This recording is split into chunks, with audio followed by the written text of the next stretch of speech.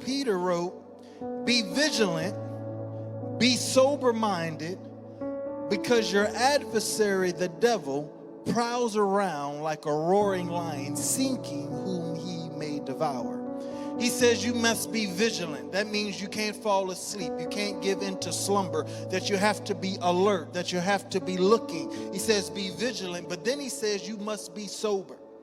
And for a long time in Christian circles, we have taken this verse, and when he says be sober, we have only applied it to alcohol, because when you are under the influence of alcohol, your discernment goes down. When you're under the influence of alcohol, there have been people that have woken up the next morning saying, how in the world did I get here with this person and did that? All right, I'm gonna keep on preaching. There have been people that have been under the influence of alcohol that have woken up the next day in a jailhouse, and they'll never taste freedom again because of something that they did while they were under the influence that affected their entire life. But I want you to understand that alcohol is not the only thing that you can be under the influence of.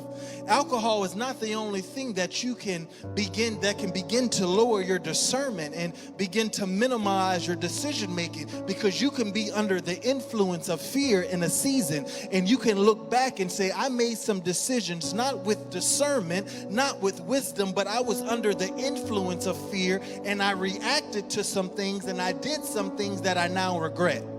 You can be under the influence of rage and anger, and you would send a text message under the influence of anger, under the influence of rage, and you come to your senses and you say, I would have never sent that. I should have never sent that. I should have never said that or done that. Not because you were under the influence of alcohol, because you were under the influence of anger.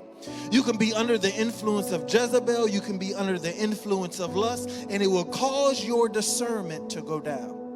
Which is why Peter says you must be sober-minded in all areas, not just when it comes to alcohol, but you must live a sober life. Then he continues to go on and he says you need to be sober because you have an adversary, the devil, that roams around like a roaring lion, seeking who he can devour.